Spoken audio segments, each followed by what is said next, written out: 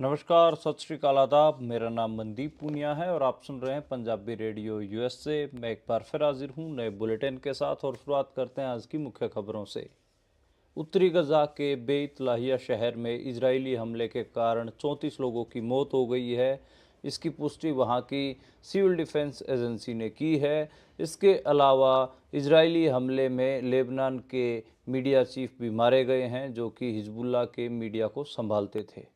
America ने Ukraine को उन मिसाइलों को प्रयोग करने की अनुमति दे दी है जो लंबी दूरी तक मार करती हैं। इसको लेकर यूक्रेन के राष्ट्रपति जेलेंस्की ने अमेरिका का धन्यवाद कहा है। हालांकि अमेरिका के नवनिर्वाचित राष्ट्रपति डोनाल्ड ट्रंप का इस पर कोई भी बयान नहीं आया है।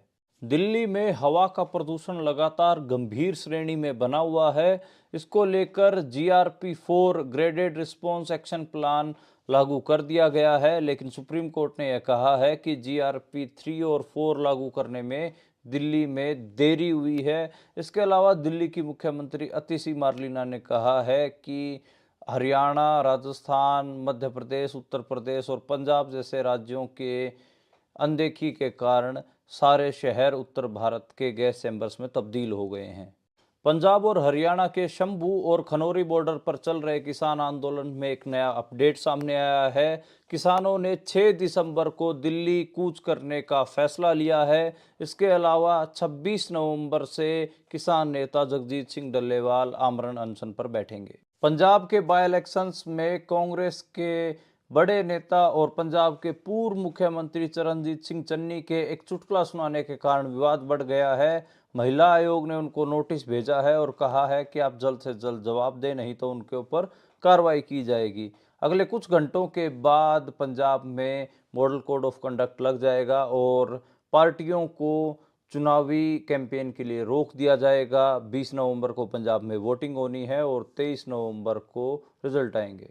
कांग्रेस के बड़े नेता राहुल गांधी आज अमृतसर में श्री हरमंदिर साहब पहुंचे। उन्होंने वहां पर दर्शन किए और बर्तन भी मांजे, लोगों को पानी पिलाया। इसको लेकर सोशल मीडिया पर अलग अलग प्रतिक्रियाएं देखने को मिल रही हैं। ये थी आज की मुख्य खबरें। अब करते हैं इन खबरों का विश्लेषण और शुरुआत करते हैं पहली खबर से। शुरुआत में हम कोशिश करते हैं कि इंटरनेशनल खबरें हैं उनके बारे में बात हो और उन्हीं का ही विश्लेषण आज करने की कोशिश करेंगे। पहली खबर वही उत्तरी गजा से आई और वहाँ पर 34 लोगों की मौत हुई है इजरायली हमले में। जो बेत लाहिया जो शहर है उत्तरी गजा का, वहाँ पर इजरायली हमले के कारण 34 लोगों की मौत हुई है। यानी कि जो एक हिसाब से लगातार जो हमले चल रहे हैं इजराइल के, वो रुक नहीं रहे हैं। ये उम्मीद थी कि जो हमास के कमांडर इन चीफ थे 7 अक्टूबर को जो मारे गए थे, उनकी मौत के बाद चीज़ें रुक जाएंगी, लेकिन ऐसा नहीं हुआ। युद्ध विराम नहीं हुआ।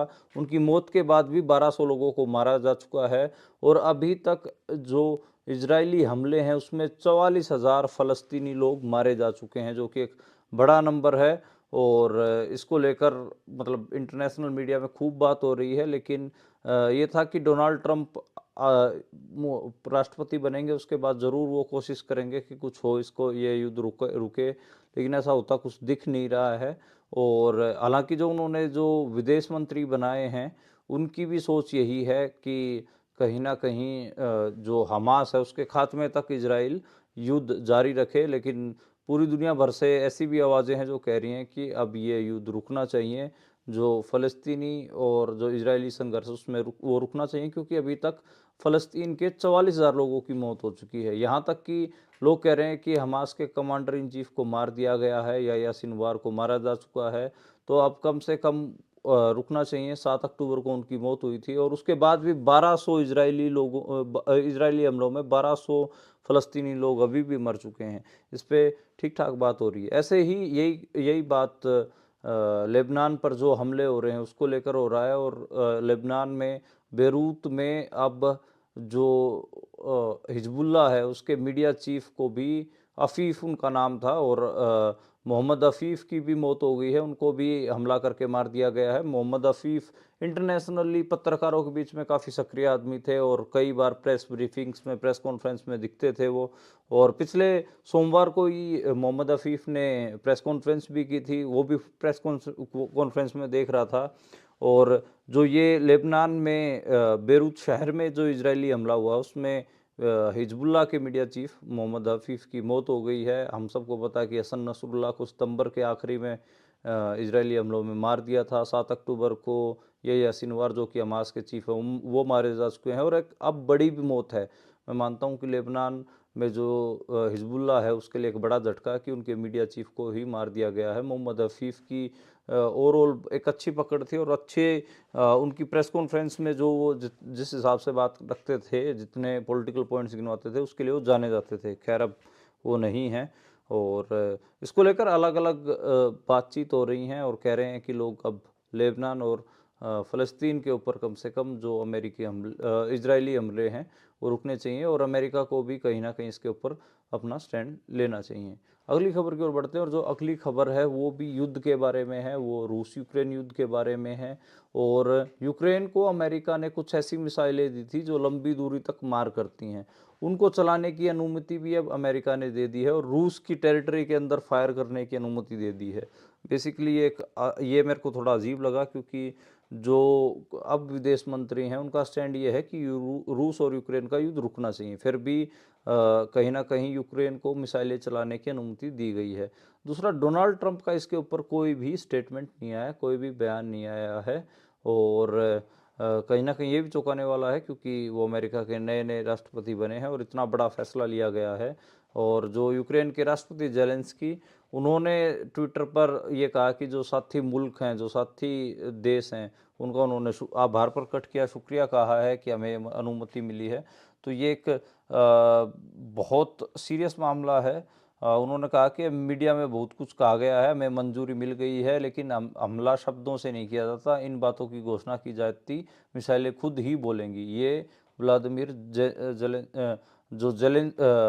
वोलोदिमीर जेलेंस्की के शब्द हैं। तो ये काफ़ी खतरनाक हैं और जेलेंस्की को लोग सोच रहे हैं कि अभी शायद ये कोई विक्ट्री प्लान जैसा, सीक्रेट प्लान जैसा लेके आएंगे। मेरे को लगता है कि बड़ा बेवकूफ़ी भरा निर्णय होगा अगर जेलेंस्की रूस में अगर फायर करते हैं, क्योंकि रूस के पास भी ठीक ठाक असला है। दोनों मुल्कों के सेहत के लिए ठीक नहीं है। मैं आज भी स्टैंड पे कायम हूँ कि रूस यूक्रेन युद्ध रुकना चाहिए और इससे दोनों ही मुल्कों को नुकसान हो रहा है और अमेरिका और नेटो मज़े ले रहे हैं, दोनों कहीं ना कहीं मुल्कों के इस पूरे मामले में।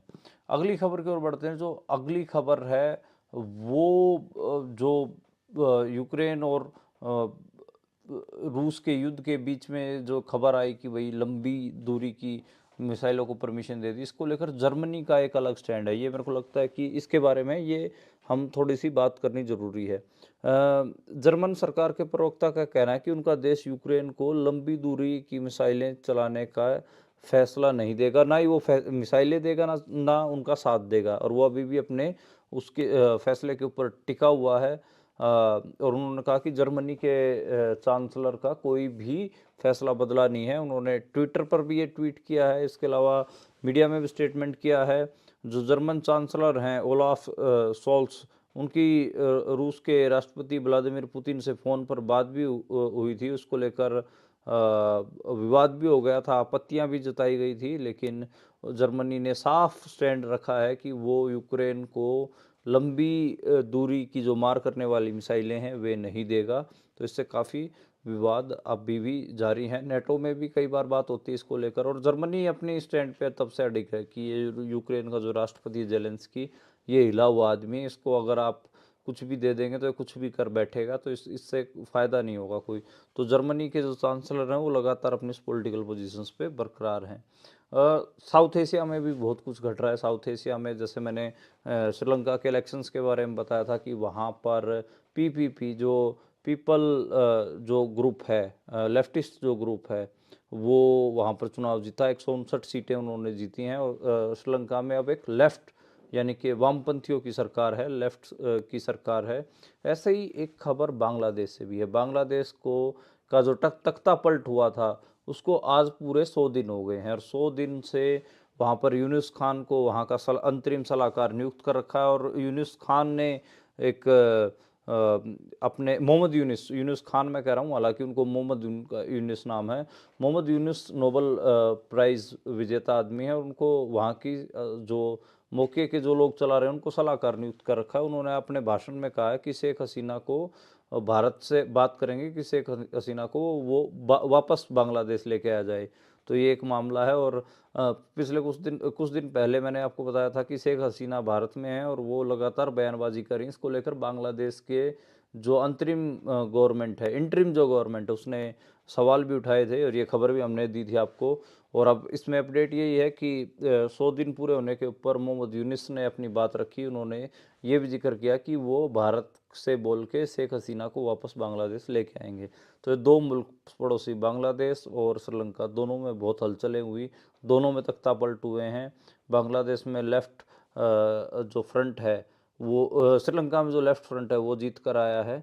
और अब बांग्लादेश में कहीं ना कहीं जो वहाँ के स्टूडेंट्स हैं वो सरकार चला रहे हैं। स्टूडेंट मूवमेंट की जीत हुई है। अभी तक ये क्लैरिटी नहीं आ पाई है कि वो सोशलिस्ट हैं, उनका नेचर या किस किस्म का है। मोहम्मद यूनिस नोबल पुरस्कार विजेता ज़रूर हैं, लेकिन क्लैरिटी ऑफ थॉट नहीं है कि बांग्लादेश में किस किस्म की सरकार है। अगली खबर की ओर बढ़ते हैं और अगली खबर दिल्ली से आई। दिल्ली में जो वायु का प्रदूषण है यानी कि हवा का प्रदूषण वो लगातार गंभीर बना हुआ है, यानी कि हवा जहरीली है।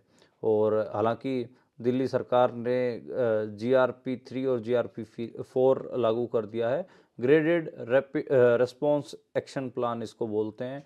और इसमें यह है कि बहुत सारी पाबंदियां लगाई गई हैं, जैसे BS4 जो डीजल बसें ट्रक हैं उनके ऊपर पाबंदियां लगा दी गई हैं। इसके अलावा शेड्यूल टाइमिंग के जो शेड्यूल्स हैं उनको अलग अलग किया गया है। CNG के व्हीकल्स को प्रायोरिटी दी गई है।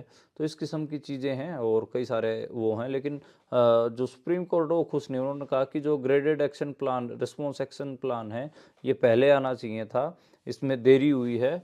और हालांकि ठीक है कि ये जो तसल चल रही, क्योंकि 500 के आसपास AQI जा रहा है, एयर क्वालिटी इंडेक्स बहुत गंभीर स्थिति में है दिल्ली में। एस्थमेटिक लोगों के लिए तो प्रॉब्लम है ही, बच्चों को भी अस्थमा हो सकता है, ये भी एक मामला है। लेकिन इसको लेकर जो दिल्ली की मुख्यमंत्री हैं अतिशी मारलेना, उनका बड़ा अजीब बयान आया। उन्होंने कहा कि किसानों ने पराली जलाई, इससे जो उत्तर प्रदेश, हरियाणा, राजस्थान, मध्य प्रदेश के जो सरकार है उन्होंने किसानों को पराली जलाने से नहीं रोका, इसलिए सारे शहर गैस चैम्बर्स में तब्दील हो गए हैं। तो सिर्फ पराली जलाने को ही एक कारण मान रही है, मेरे को बड़ा अजीब लगता है। जो बिग इंडस्ट्रीज़ हैं, जो इंडस्ट्रियल पोल्यूशन है, डीजल गाड़ियों का जो पोल्यूशन है, या जो एमिशन है, या फिर जो बहुत सारी माइनिंग होती है उसका जो पोल्यूशन है, उसके बारे में वो बिल्कुल भी बात नहीं कर रही। पता नहीं क्यों नहीं कर रही हैं, जबकि यह साबित हो चुका है कि जो करंट में जो एयर क्वालिटी ख़राब हुई है उसमें सिर्फ 8 या 10% योगदान ही पराली जलाने का है।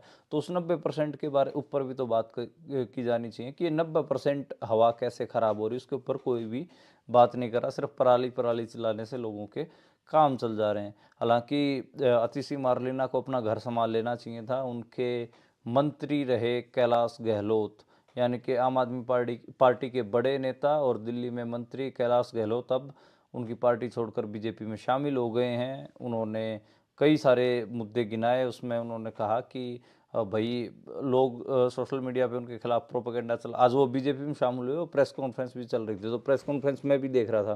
प्रेस कॉन्फ्रेंस में उन्होंने कहा कि भाई बहुत सारे लोग सोशल मीडिया पे नैरेटिव चला रहे हैं कि CBI ED के डर से मैंने बीजेपी ज्वाइन की, मैंने इसलिए ज्वाइन नहीं की है। उन्होंने कहा कि हमारा सपना टूटा है अरविंद केजरीवाल को लेकर, हम अन्ना आंदोलन से साथ थे और उसके बाद हम मामले रहे हैं। उसमें उन्होंने शीश महल विवाद का दिया है। और दूसरा, यमुना नदी बहुत प्रदूषित हो गई, इस किस्म के अरविंद केजरीवाल को भी उन्होंने निशाने पर लिया। तो 3-4 बातें बोल के आज वो बीजेपी में शामिल हो गए हैं।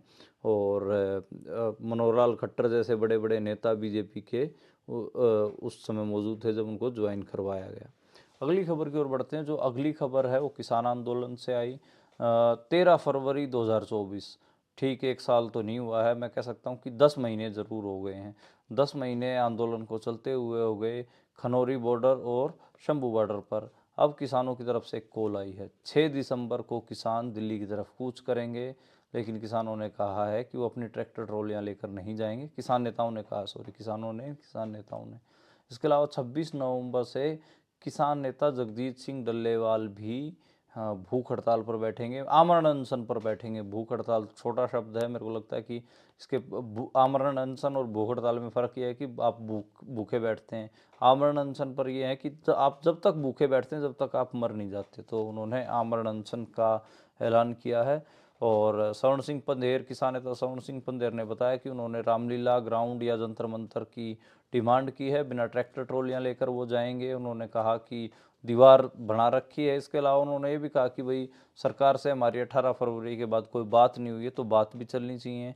मरण व्रत है, यानी कि जो आमरण अनशन है डल्लेवाल का, उसके बारे में बात हुई कि जब अगर वो जिस दिन बैठ गए आमरण अनशन पर, उसके बाद हर एक बीजेपी के नेता को पंजाब में काले झंडे दिखाएंगे। ये एक मामला है। इसके अलावा अगर डल्लेवाल की जान जाएगी तो उसकी जिम्मेदार सरकार होगी, ये बात उन्होंने कही है। तो अब किसान आंदोलन में एक तेज़ी देखने को मिलेगी। 9 महीने से किसान चुप थे और अब 9 महीने बाद किसान दोबारा से आंदोलन के लिए तैयार हैं। बहुत सारे मुद्दे हैं और उसमें एमएसपी की गारंटी कानून को लेकर मुख्य तौर पर शंभू बॉर्डर और खनौरी बॉर्डर पर किसानों का आंदोलन चल रहा है।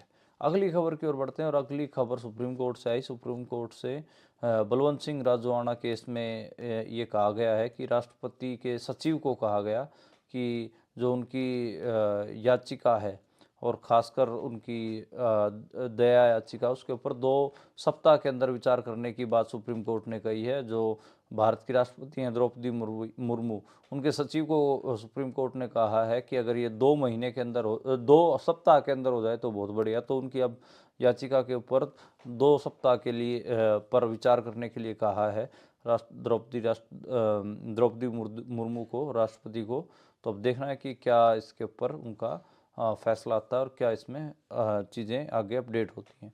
अगली खबर की ओर बढ़ते हैं और अगली खबर पंजाब से ही आई। पंजाब के अमृतसर का एक रहने वाला पंजाब पुलिस का सिपाही ड्रग के साथ पकड़ा गया है। 14 करोड़ रुपए की ड्रग्स के साथ पकड़ा गया है और वह मोहाली में तैनात था।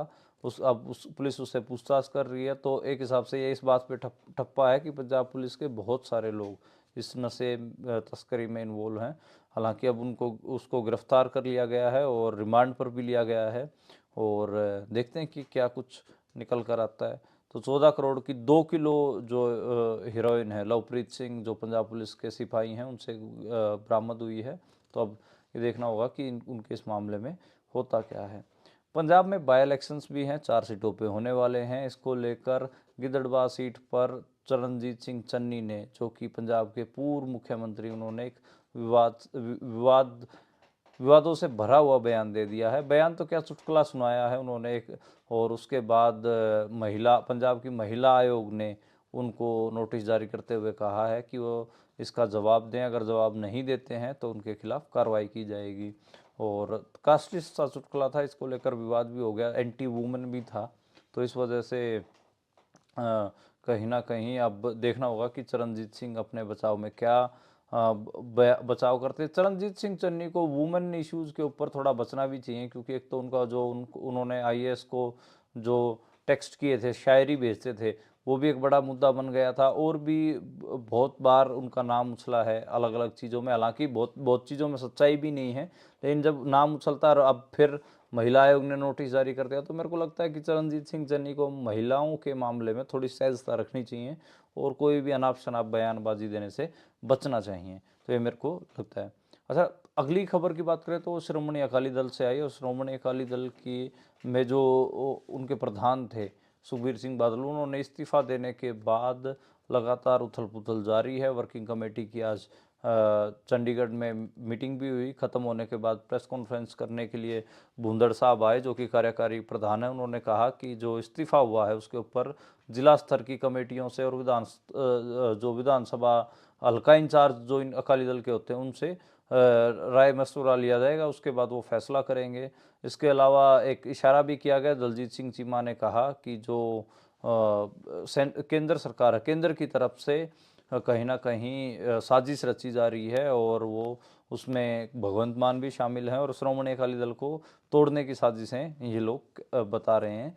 और एक अकाली दल के बारे में बात कर ही रहे हैं, तो जो एक विधायक 2 बार विधायक रहे हैं नरेंद्र शर्मा, एनके शर्मा, जिनको बेसिकली जाना जाता डेरा बस्सी से, उन्होंने भी इस्तीफ़ा दे दिया अकाली दल से। वो अकाली दल के सिंबल के ऊपर अब की बार पटियाला से लोकसभा का चुनाव भी लड़े थे, लेकिन चुनाव हार गए थे। वो 2012 और 2017 में डेराबस्सी से विधायक रहे हैं। सुखबीर बादल के काफ़ी करीबी माने जाते हैं और उन्होंने भी इस्तीफ़ा दे दिया है। और इस्तीफ़ा देने का कारण उन्होंने सुखबीर बादल को भी बताया कि सुखबीर बादल साहब ने इस्तीफ़ा दे दिया, इसलिए मैं भी इस्तीफ़ा दे रहा हूँ। तो ये एक मेरे को लगा कि अकाली दल की जो 2-3 छोटी-छोटी अपडेट्स थी वो भी आप तक पहुँचा दूँ। तो आज के लिए इतना ही। कल दोबारा मुलाकात होगी नई खबरों के साथ, नए बुलेटिन के साथ। आप देखते और सुनते रहिए पंजाबी रेडियो यूएसए।